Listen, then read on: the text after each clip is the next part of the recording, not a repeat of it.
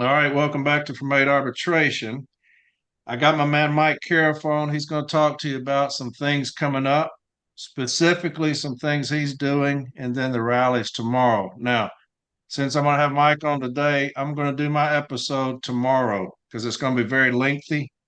And I wanted to give this on Mike full opportunity to go over what he is doing and didn't want anything to distract from that. So I'll do my episode tomorrow. I'm going to cover a lot of stuff, and then I'm going to read 1 hour from the route inspection book, and I'm going to do that for the next few weeks, just 1 hour from this book until I get it done with. I think that would be very educational. And then I got some other things I'm going to talk about before that, but focus of today is going to be on Mike Cariff. He's on here. Mike, I'm going to let you tell them what's going on, what you're doing, and then we will talk about it a little bit about some obstacles, maybe. How's that sound? That sounds great. All right, man, it's all yours. Go ahead. All right. Hello, everyone. Happy Sunday. Thanks, Corey, for letting me come on for a little bit. I guess it would be most beneficial to go back a couple weeks just to go over the time frame. So if you guys recall, we didn't have a tentative agreement at the convention. I mean, we all know the contract expired May 20th of 2023. We could have went to arbitration on July 20th of 2023. We had this 1 year time frame where we're being told it's closed, couple weeks, a couple details here and there, with soon, whatever adjective you want to use. And we got to the convention. It's hour by hour, could be anyway. So no tentative agreement. And then President Renfro is speaking with the members in Rochester, New York, and he tells them that one of the questions is, you think we'll have a contract by October the 4th? And he's like, yeah, I think I'd say 90% chance, you'll have one tentative agreement by October the 4th.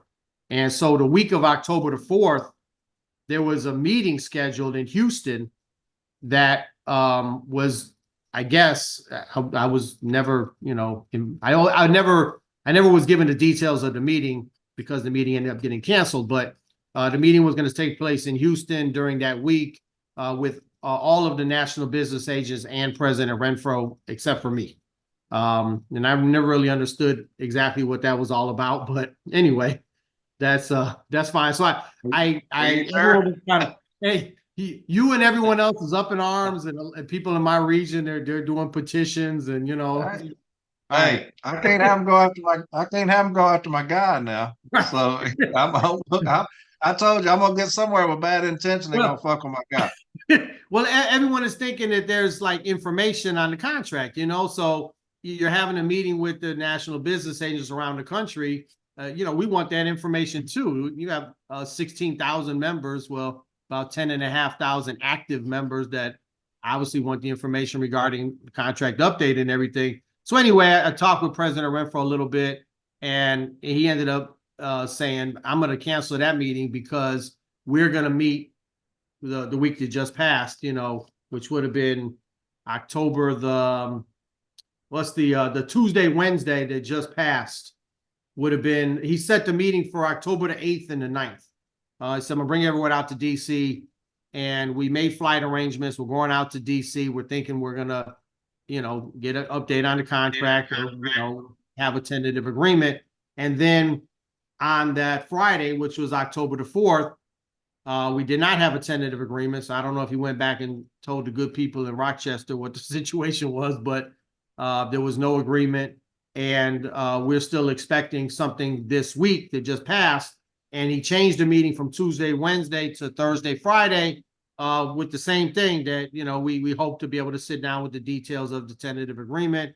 And we're not voting on them. So we're not like, really the executive council has no role in collective bargaining other than in a role that the president assigns. And he generally assigns roles to people that are on his staff, and generally does not assign role to people on the executive council. It doesn't mean that he couldn't, it just he kind of has it. So and that's his prerogative per the Constitution. There's no requirement for that. So we're expecting a tentative agreement. Everyone makes flights. We change our flights from Tuesday, Wednesday to Thursday, Friday. we get out there Thursday morning, and this is the first time we're presented with these charges. And we may have been aware of the charges. I don't even know. There's, any member could bring charges at any time. And it's not really on anyone's radar until or if the charges are deemed to be substantial, right? Charges could be anything. And it could be, I didn't like the way you looked at me that day, whatever. So anyway, it wasn't a big thing. We had appointed an investigator. The investigator was Mike Burkett, the former business agent in Region 5. And we got, everyone sits down, we get the copy of the charges, we look at them.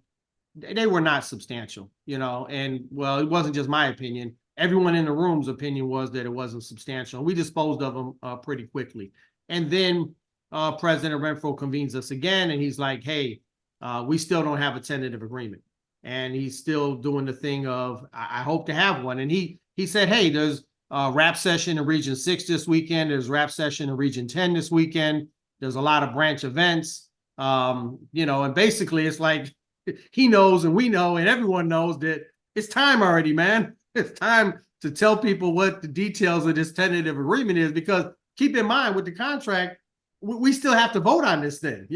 We still have to put our stamp as the members, the active carriers and the members of the NELC, 200,000 of us, we still have to say whether we think the contract is adequate or not. And he hasn't given us any details up until now.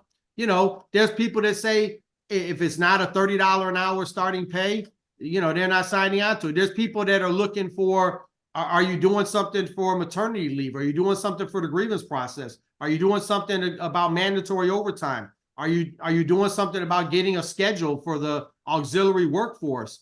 And then there's people that just care about the pay. They're like, how many steps to the top? How long is it going to take? What is the top pay? What's the starting pay? Are we still going to have CCAs? How long are you going to be a CCA? Whatever. So we don't know anything. We know none of the details. And we still got to have time to vote. So the longer this thing goes on, it's just not in our interest. And obviously it's in the interest of the Postal Service, because they're the ones holding all the money. All the raises they're going to give us, they're holding on to that money right now, and they're not releasing it to us. And when they do release it to us, they're not going to give us interest on whatever back pay is owed. So this is a win for the Postal Service as long as this goes on. And we're sitting here, but all the emotions are kind of, you're like, okay, I'm going to be patient. Okay, I'm going to be patient. Okay, we're going to, the president's got a process. You're going to, give him his space to do what he does, right? You don't want to get in his way, and you don't want to help him out in any way you can. And we've been doing this for, over 600 days. Negotiations started February 22nd of 2023, and here we are, so we get out there and everyone's frustrated that there's no tentative agreement. And then the president says, well, if I hear something later on today, this was Thursday that just passed, I'll let you guys know. So hang around, hang tight. So everyone hangs tight on Thursday. We get to the end of the day Thursday, and he says, hey, I still got nothing, but if we get something, then I'll hold a WebEx with you guys like Saturday morning, because, Friday now becomes like a travel day. And he says, if I get something, I'll have a WebEx with you guys on Saturday morning. And then we don't hear back from him after Thursday afternoon. And instead, to my surprise, and this kind of, I don't know if you want to say it pissed me off, but I just couldn't believe it. The audacity of it was he puts a post on the NELC website that the executive council convened to consider charges against Brother Eddie Davidson. And, how do you say something that's not, how do you say something that's not, none of the words were lies, but the whole post was a lie. Like, we didn't convene at all for that. Yeah. That was not a substantial matter at all. And that's something that could have been disposed of, over email or over WebEx or whatever. The vote was 24-0, that it wasn't substantial, and it wasn't even that close, and Brother Eddie Davidson, now people are looking at this and they're like, oh, what are these charges? What did Eddie do? Well, I asked you that. Yeah, you and every other person, right? Like, because what did Eddie do? Because to me, Eddie's one of the few that's a beast right now, as far as his region, kicking the shit out of management. Yes. And so I'm like, that's odd that I would hear something about Eddie Davidson because he's killing it right now in his region. And so when I was just like you, when it came out, it wasn't, we were here to uh, talk about some charges against another member of the executive council. We put it out there by name, which I thought was careless. Yeah. But then the whole premise is we weren't here to look at the tentative agreement. We were here specifically for these charges against Eddie Davidson, which I thought was a slight to Mr. Davidson. Like I said, he's a bull Both. right now. It's disingenuous and Yeah, it's a shot against Eddie for no reason. yeah, And he did not do anything wrong. No, nobody could even the person who brought forth the charge wasn't saying he did anything wrong. They were just yeah. saying they would have liked to hear, they would have liked to have heard different answers from him. I mean, he was heavily involved. It was a branch matter. He was heavily involved as the national business agent, trying to assist the branch and everyone there. And they're holding an election. And so anyway, it Well, wasn't. I can only speculate. I can only speculate as to why that happened. Well, You know, and everyone's I'm not going to. speculating. I'm not going to say. I can speculate as to why that was done like that to try to this. Because to me, it's all about disparaging people. Like we talk about Mr. Henry, how he did him, Mr. Jackson, Eddie Davidson. It's all about deflection and disparaging. Let me ask you a question. I want to get back to something you was talking about earlier. What percentage raise are we getting? No idea. Why in executive council? Why do you not know? Because he doesn't tell us any details. So he told us that there was. I want you to explain that because what I see all the time on social media is these people in the executive council, they're just not telling us anything. They're not telling us what we're getting. And I'm trying to say they have no idea. The None. man's not telling me anything. So anything on social media, I get 1,000 messages a day, not really that many, but I'm hearing it's this percentage. I'm hearing it's this percentage. Are you hearing that? And I'm like, hey, don't believe anything you're hearing right now because nobody knows. Nobody knows anything. He does not tell the executive council anything. So I would say that was based purely on speculation or assumption. And so just explain that to everybody that's listening because on the executive council, he doesn't sit y'all down and say, hey, this is what we've gotten so far. No. Now we're looking to do this. So explain that. And even so, on Thursday, it was like, we're here because I thought we might have a tentative agreement, but there's still one or more sticking points that, so, and someone asked, what's the sticking point, And he's like, well, I'm not going to get into that because his position is that any information that gets out could harm the negotiation that's going on, And to me, that's weird. Negotiations, and it's hard to pass judgment about what he's doing because you don't really know what he's doing. I mean, maybe he's just a genius and he's doing something so great we just don't understand it. But because we have no details and we're not there and we're not getting any information about the collective bargaining process, you just don't know. But normally in negotiations, it's about leverage, right? And you want to be able to tell the other side that, hey, the people I represent, here's what they want, and they're going to hold me accountable to getting this. I'm a nice guy. I'm willing to work with you guys, but my people, they're angry. They're tired of working for this, shitty wage and then these lousy working conditions. And so to me, when you negotiate, it's stronger. You have a better position when the people that are behind you are angry and they want more. That should help you out in the negotiations. But he does it his way. So anyway, I'm just at my wit's end. And to me, at what point do we as a union, the president works for us, right? I think everyone accepts that.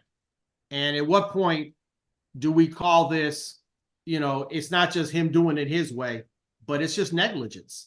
It's just negligence. And the fact that he has not set arbitration dates and we're just strung out here day after day after day, week after week, month after month, how can that possibly be in our interest? I just don't get it. So what I'm doing, I wrote up charges against President Renfro, which I'll read here in a minute.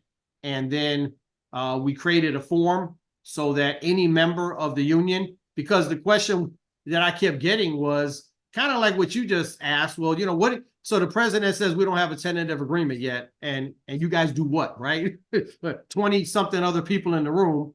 We're sitting around like, what do we do? So the only way you can really, because once someone's elected to their position, the only way you can really hold them accountable is through charges. I mean, most people, you hold them accountable because you can have a conversation with them. There's a collective, there's a debate, there's a discussion, but there's none of that. He's a lone ranger. It's him and whoever he picks and his staff and whatever, and we don't know what the hell's going on. And the only way to find out what's going on and to have some control as the members of the union over this process is to bring them up on charges. So that's what we're going to do. We'll put the form. The form is already out. Already hundreds of people have signed on to it. So, by the way, anyone can make charges, right? Any member can bring forth charges. I'm gonna, and you don't have to do this. Anyone can print that thing out and mail it yourself and bring forth charges. But to me, the charges got to be handled by the executive vice president, Paul Barner. You know, he's got a lot of shit to do. We don't need to send him hundreds of letters, I don't think. I mean, if you want to, I'm not going to stop you. That's your right as a member of the union. But the letter that I submit, I will submit all of your names that signed on to it. So like Corey, your name is on there. Like I said, there's hundreds of people on there. I'll submit all of those names with your branch numbers, and I'll submit that as we are the charging party, and not just me. Man. Everyone is the charging party. Now, when do you plan on doing this? Because I'm going to put all this up on all my stuff as soon as we get off here. I told you that. So when do you need these names back? I wanted to do it over the weekend, so Sunday, Monday, holiday weekend, but I'm going to do one more day, which is Tuesday. People will be at work for the most part, and maybe there's other people that, you know, we're not in tune or on leave over the weekend, and they want to get in on this. The idea, look, I don't really care how many people it ends up being. It's just if you, as a member of the union, want to try to do something and you want to get in on these charges, you can. That's the idea. So Tuesday, I don't know if like Tuesday close of business or Tuesday midnight or whatever, but at the end of the day on Tuesday, we'll compile all the list of the names, and then I'll prepare to send it off on Wednesday to Executive Vice President Paul Barner. He has to serve the letter to President Renfro. He has to do that via registered mail. So I don't know when President Renfro will receive it. Will it be later on this week, or will it be into next week or whatever? And then after he receives it, then he appoints an investigator, and then we go through the process. So and I talk about the process in the preamble to the charges. So I guess if I just go ahead and read it, that would probably be the most helpful thing to do right now. What did I do with it? Now I got to find it. Give me a second. Okay, here it is. I'll put this on all of my stuff on Reddit, Discord, from Made Arbitration Facebook page, and also the Made Arbitration community. I'll put that on there as soon as this is over with and see if we can generate some more traction on it. All right. Let's do it. All right, so neglect of duty charges against NELC President Brian L. Renfro, a mishandling of contract negotiations. And here's the preamble. Per Article 10 of the NELC Constitution, the following represents the official charges being levied against President Brian L. Renfro. We are charging him with negligence as the NELC's chief negotiator and decision maker on all matters related to the collective bargaining process with the United States Postal Service that began on February 22nd, 2023. He has also violated his duties as our president by not abiding by the 2024 National Convention General Resolutions 12 and 22. We are making this charge for one sole purpose, and that is to ensure that President Renfro is not our chief negotiator and decision maker in the next round of collective bargaining. And let me just throw this in. We don't know the length of this contract, so we're going to get a new contract at some point. The other contract expired May 20th of 2023. So if we get a 3-year contract or a 3.5-year contract, even if we want to vote this guy out as our president, we will still be stuck with him negotiating the next contract prior to him leaving office. So that's really, to me, one of the reasons why the charges are so relevant or necessary. The current round has been an absolute disaster for the active letter carriers that are directly affected by President Renfroe's negligence. We intend for this process to be transparent to the members, talking about the charging process, and transparent to the members of the union at every step. Per the terms of Article 10, EVP Paul Barner will appoint an investigator upon receipt of the charges and after sending a copy of the charges to Brother Renfro. The investigator will develop the facts for us to consider. Some of those facts are currently unknown, and some of those facts pertain to details of collective bargaining that are not in our interest to disclose at this time. Therefore, the instant letter of charges will be brief and general in nature. However, the investigator's report will be shared with the membership immediately once it is provided to us. We are bringing these charges on behalf of every currently active city letter carrier that is a member of the NELC. As our executive council goes through the decision-making process that is outlined in Article 10, any member that is aggrieved by their decisions, has the right of appeal to the convention body in 2026. That'll be in Los Angeles. These charges are not intended to be punitive against Brother Renfro. If he agrees to remove himself as our chief negotiator during the next round of collective bargaining, we will withdraw these charges immediately. We are also open to discussing the matter with him and the elected members of the Executive Council. He need not take the submission of these charges as a reason to lawyer up. The absolute worst outcome of this process for him would be that he returns to his letter carrier duties, and that is not a punishment at all. We are all letter carriers, and our officers serve at the pleasure of the membership. So that's the preamble, just kind of setting the stage for what this is all about and how the process is going to play out. Here's the charges. President Renfro, you have been negligent in the manner by which you have conducted collective bargaining discussions with the Postal Service since February 22nd, 2023. You have also conducted these negotiations in secret, not disclosing any details, proposals, or tentative agreements with the Executive Council of the NELC or with the members directly. These actions have left us vulnerable to having to accept what the employer wants and is not in the interest of the members of the union. As of today's date, more than 600 days after the start of negotiations, we have no tentative agreement and we have no arbitration date set. It is known by both parties that a new contract will include raises for the city letter carriers that you represent, and thus any delay in the implementation of a new contract favors the Postal Service. Additionally, due to the lack of transparency, we don't even know if you are negotiating the contract that we, the members of this union, want. We are left with the choice of accepting whatever final offer the Postal Service is willing to give us, or vote the tentative agreement down and force arbitration. Due to your negligence, our choices are to continue to work under the terms of an inadequate contract and delaying the raises that we are so desperately need, or just accept whatever terms the employer is willing to offer us. Simply put, you have not acted in our best interest throughout the collective bargaining process. Specifically, we charge you with the following. 1, failing to assign arbitration dates as soon as the law allowed you to on July 20th, 2023, or at any time thereafter. Number 2, failing to adhere to the terms of General Resolution number 12, which calls on the NELC to, in part, post monthly bargaining updates of issues, wages, hours, and working conditions, or more frequently as necessary, on the website in the members-only section. 3, failing to adhere to the terms of General Resolution 22, which states in part that the NELC must provide an update on the state of national agreement negotiations on the NELC website on the first and third Friday of every month. And number 4, any other acts of negligence related to the collective bargaining process uncovered by the investigator that are either unknown or not in our interest to discuss publicly at this time. Respectfully submitted.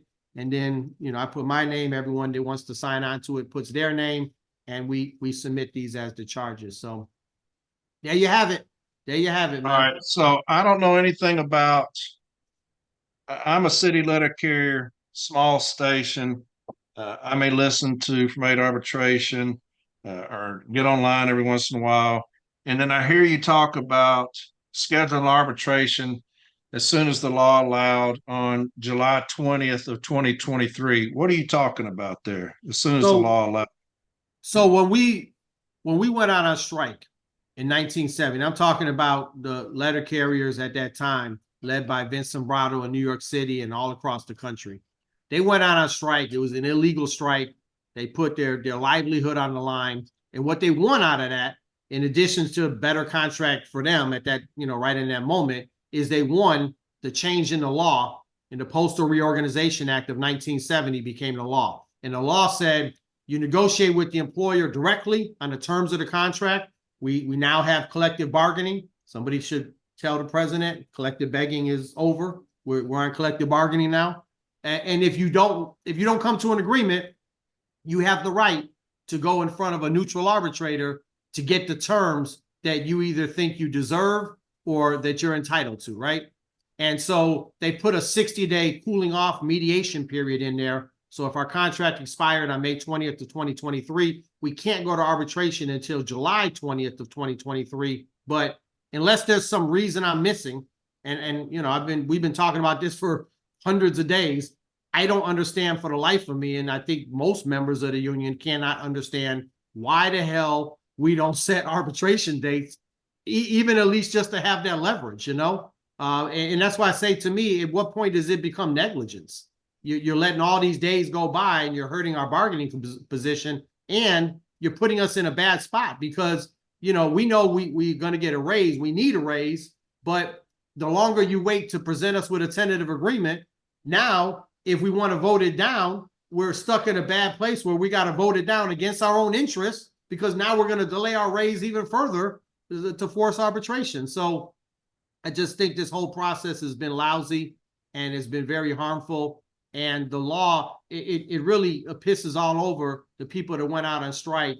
And then it pisses all over the leadership of Vince Sombrado again in 1999 when he got us a raise with the Fleischie Award. They went to arbitration. They got the whole thing done in 300 days.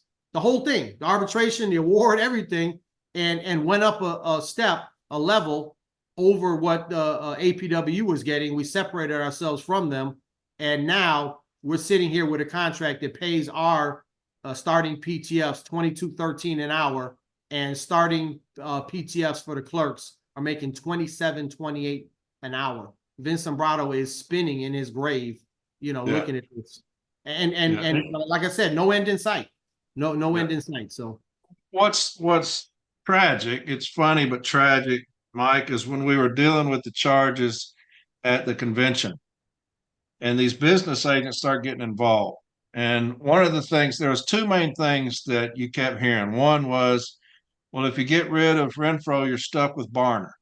Well, Renfro appointed Barner, so that's another slide at him.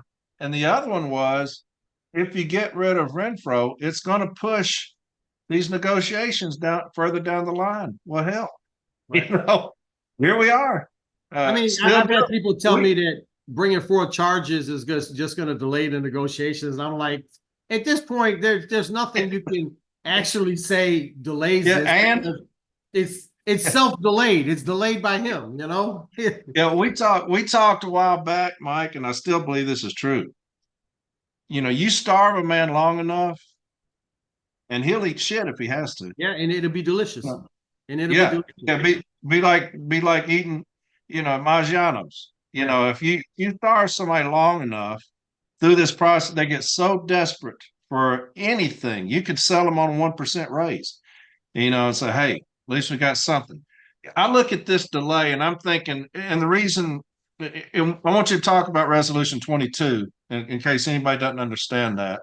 But you have almost 600 days. If you have periodically, like every month, some kind of update, and you say, we're at about 6%, we're wanting for the carrier this percentage. Now they're going to scream bloody murder if you do that, because they're like, that will kill us. Because I'd like to know what did we gain from these 500 days? Right. What was it that we were asking for that the Postal Service wouldn't budge on, that waiting 500 days got us? Was it another 16%? You know, because if you think that that's true, you don't understand the Postal Service. You Right. know, they're cutthroat, man. You know, Well, those individuals care about one person only, the Postal Service. They care about absolutely. city Now, taxpayers. one thing that's ironic about this process is that, of course, now that it's almost a year and a half later, the Postal Service inevitably can put a little bit more money on the table. Why? Because they've been hoarding all the money for a year and a half. And plus, inflation has gone up. The dollar that they're offering us today has less value than the dollar that they would have offered us on May 20th of 2023. So just because that number is higher today than it was May 20th to 2023 doesn't mean that they're offering us more money. You know, Yeah. it's just, And that's what pisses me off more than anything, Mike, is when this first started, everybody was saying, we've never been in a better position to go to arbitration. We right. have never been in a better position. Everything's going great. The revenue is great. Everything's going wonderful. And now we're the ones who are saying, well, we're not in a very good position to go to arbitration. Well, fuck, that's, Postal Service 500 lost days ago. $6 billion last year. They're probably, the fiscal year is up, and they're probably going to announce. I don't know how long it takes them to do the calculations, but they're almost definitely going to announce a bigger loss this year. I mean, it's not like they're doing a great job of bringing in new revenue and stuff like that. So, a bigger loss this year. And like you said, last year in the summer, we were going around, and President Renfro was going around telling everyone, one, we're in a very good bargaining position, and two, the post office is scared to go to arbitration. It's like, Yeah, I let's remember do it saying that. then. Yeah. And Mike, when you're talking about that, talk about resolution 22 first before we get off of that, because I want people, if they've not heard of that, Yeah, so talk about resolution 22. the open bargaining resolutions, some of them got voted approved by the convention and some of them didn't. But there was two that got approved. Well, two main ones, I guess, they got approved by the convention body. So that's now the convention delegates are the supreme body of the NELC. This is now the law of the land. And resolution number 12 says that we're going to post monthly updates on the NELC website in the members only section. And monthly, the convention was in August, and then you got September, and now you're into October, and it's like, well, when are the monthly updates gonna start? And of course, the other thing is, who can provide those updates except for President Renfro? I can't provide them. It doesn't say President Renfro will provide the update, but logically, in order to adhere to this resolution, President Renfro would have to take the time to update the members in Resolution 12 through the members only portal. Resolution 22, which was out of Escondido, California, branch 2525, the one out of Resolution 12 was 1779, Lakeland, Florida. So Resolution 22 says the NELC must provide an update on the state of national agreement negotiations, on the NELC website on the first and third Friday of every month. The third Friday of the month of August, the first Friday of the month of September, the third Friday of the month of September, and then the first Friday of October was October the 4th. So all of those, what was that, 4 times that you were supposed to give us an update, and you didn't give us an update on either one of those times. And so that's one of these charges. Yep. The 2 charges. The first one is failing to go to arbitration. Then you got failing to abide by Resolution 12, failing to abide by Resolution 22. And then the fourth one, any other acts of negligence that are discovered by the investigator. You haven't told us anything, so we don't know. We want the investigator to ask questions and open up a fact-finding mission and investigation and find out what the hell is going on, so that we as members of the union can make a determination whether or not you've been negligent or not, because it looks like negligence. But maybe it's not. Maybe it's something we don't know, But whatever it is uncovered, if it shows that there's some negligence there, we want to be able to hold you accountable for that. So that's why number 4 is in there. Yeah. So you got these charges. They will go to Barner. We'll take them to Renfro, but Barner will assign this investigator, correct? I believe that's correct. I don't have the constitutional language. like he did with Weir. He assigned Weir, right? Yeah, he did. Yeah. He did. And I believe that's so, correct. yeah, and so then they'll have this investigation, and then it'll go in front of the same executive council who let this, rat bastard off the first time. So then when will it be the carrier's opportunity Well, to have our say? so there's two steps before it gets well, anyway. There's two steps. One is the first step is after the investigator submits their full report, does the executive council believe that the charges are substantial? Substantial, anyone could, I guess, define it how they want, but it's basically the grand jury. Do you want to bring forth charges? Is there something here that we need to keep pursuing? If the answer is yes, then you go to hearings where you have witnesses, and that's where you really get into, so what the hell happened here, and what happened next, and everything is on the record. It's a full hearing. And then after the hearing, the executive council will vote on the charges, whether you're guilty or not guilty of the charges against you. If the executive council does not find the charges to be substantial, or if the executive council finds him not guilty, or if they find him guilty, but we impose some type of penalty that's de minimis, or doesn't meet the needs of what people that brought forth these charges, then anyone can appeal that decision of the executive council to the supreme body of the NELC, which is the delegates at the 2026 convention.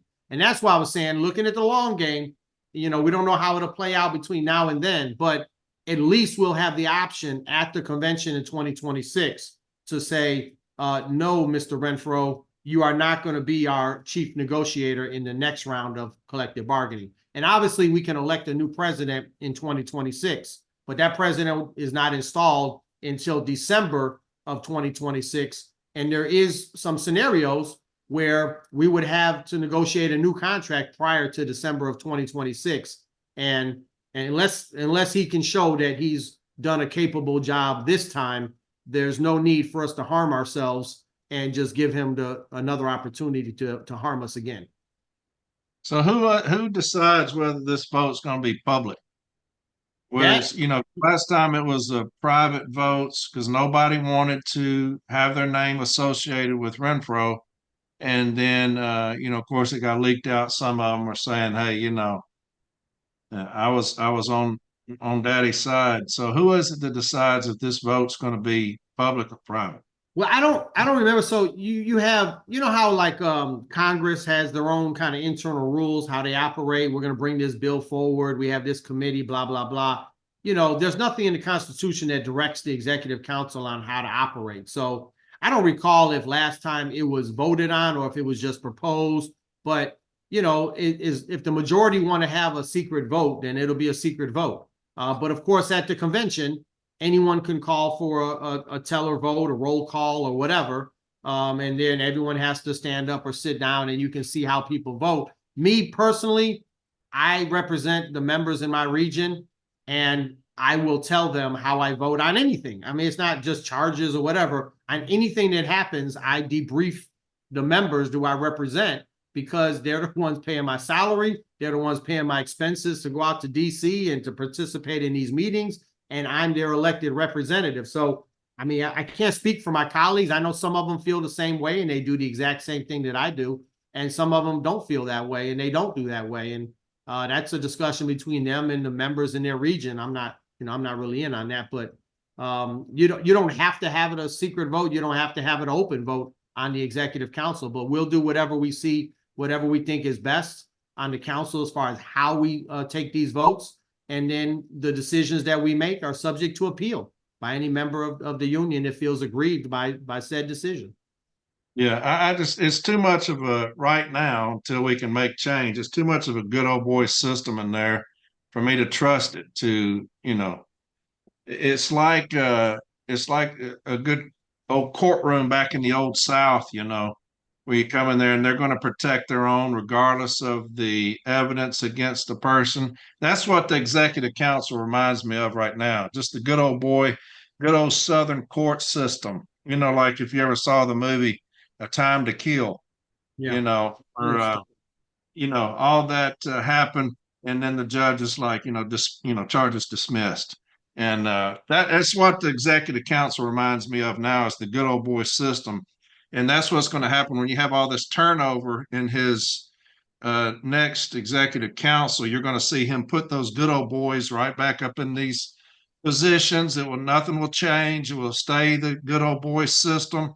That's the reason this next election is so important is we got to get rid of that good old boy system that protects their own and refuses to stand up for the city letter carrier and put them first. This is the worst executive council as far as that's concerned, and I think that people are exposed to it now where they weren't before because you have social media stuff like this podcast that shows people kind of putting a light on these cockroaches, that this good old boy system is deeply entrenched, man. I talk about it being cancerous.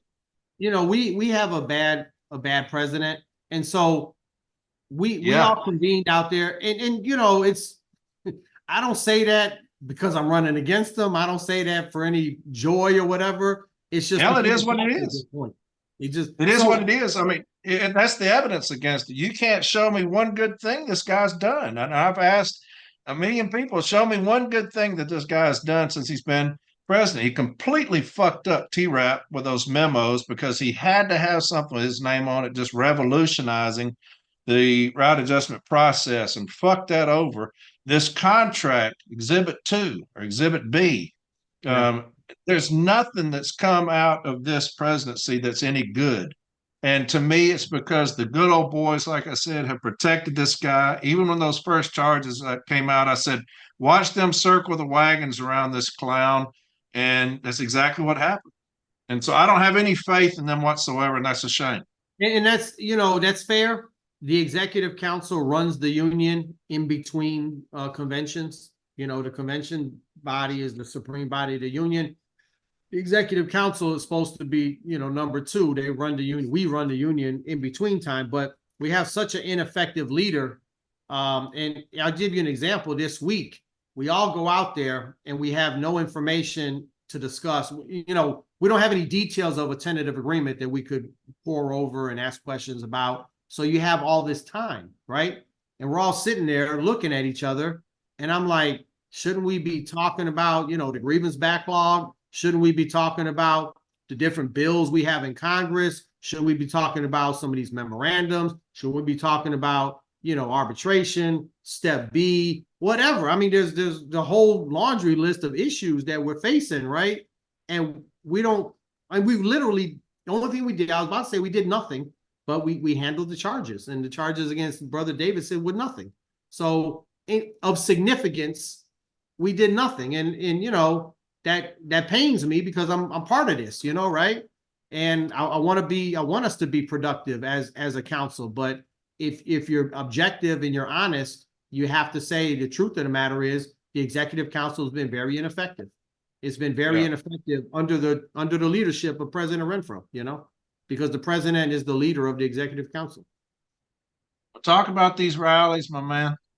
Yeah, so we're pretty excited. So when we had that rap session, September the 8th, the Zoom rap session, we had hundreds of people on, and what are we going to do? And we have these resolutions that say we're going to get out there and we're going to get the public on our side, and we're going to rally and all that. And NELC headquarters is not planning any rallies. So people started planning their own. And so there'll be a day of action. It actually kicked off in New Hampshire. They were at the State House, and you guys can Google that and look at the pictures and the news reports and stuff. They did a great job out there in New Hampshire. And, the main theme seems to be everyone holding these rallies is kind of coming up with their own flyers and information, trying to involve the local community, the local Federation of Labor, get the media out there to make sure we try to get the general public on our side, and everyone's kind of doing it a little differently. But day of action tomorrow, there's about 20 sites that are planned. We did put them up on the website, careforprez.org. I saw a lot of the sites being posted on different Facebook groups, the 8 Arbitration Facebook group, and a couple other ones that all the sites are listed. But there's 8 sites in Illinois. There's 3 in the Chicago area, and then there's Moline, which is on the border with Iowa, the Quad Cities. There's one in Metro East. I think it's Fairview Heights in the St. Louis area. There's one in Central Illinois, Springfield, another Central Illinois, which is Bloomington, and then there's one in Decatur. Though it's also in Central Illinois. So those are 8 sites in Illinois. You have Milwaukee. They had a big rally last year that really went off great, as did Minneapolis, Branch 9. They're having another one. Northwest Indiana, I think that's Branch 580. I think they're going to have one in Crown Point, Indiana. Los Angeles, all of the branches in the Southern California, Boston area, Bend, Oregon, Bellingham, Washington. I saw something for Lancaster, Ohio. I don't even know where the hell that's at. And then Branch 274, which is just north of Philadelphia. And I may have missed a couple. I just tried to jot a note. Now, interestingly enough, there will be a rally. Region 6 rap session is this weekend. They're going to have a rally in Indianapolis where the rap session is taking place on Monday. I think it's at 2 p.m. after the rap session is over, and President Renfro is supposed to be in attendance. And that's our rally. So obviously the NELC has been organizing these Enough is Enough rallies to support the legislation that would basically give the post office more money to do things to protect the mail, and possibly as an offshoot would protect us. But there's no money in there for postal police or anything that would directly protect us. And obviously that's one issue that we're facing. But for carriers that want to get out there and rally for higher wages, better working conditions, safety on the job, safety in the streets, being protected, or whatever other issues that you guys have, we're members of the NELC and we have the right to do that. So those of you that are going to the rally in Indianapolis, make it what you want it to be, and make up your own signs if you have to, your own chants or whatever. But that will be in Indianapolis on Monday at 2 p.m. And like I say, I might have missed a couple, but there's been a couple of threads out there, and we try to put everything on the Care for Prez website with all of the locations.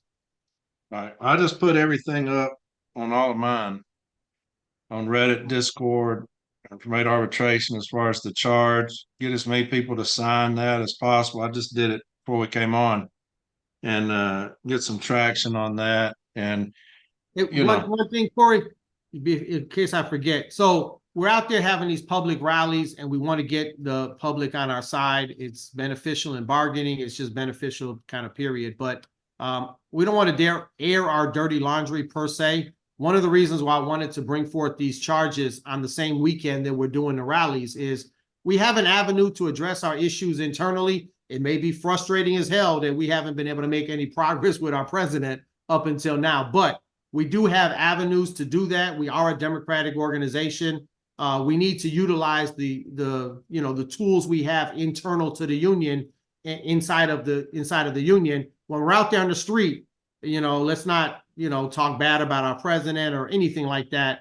That would just not be in our interest, in my opinion. So I just wanted to throw that out there. Yeah, well, when you give the carriers no hope, man, when the executive council continues to do the carriers like they're doing them, and they have no hope and they have no faith in the system, they need to be careful, because dirty laundry will come out on these streets. A lot of newspapers call a lot of people.